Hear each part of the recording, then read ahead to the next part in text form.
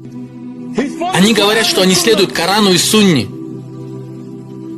Братья мои, я спрашиваю вас, где сказано в Коране и Сунне, что вы можете сидеть в окружении женщин? Скажите мне, где в Коране и Сунне есть, что вы можете крутиться в танце, слушая дьявольскую музыку?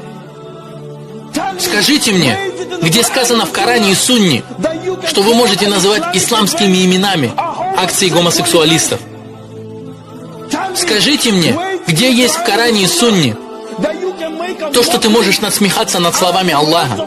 Скажите мне, где сказано в Коране и где есть в Сунне, что ты можешь насмехаться над бородой?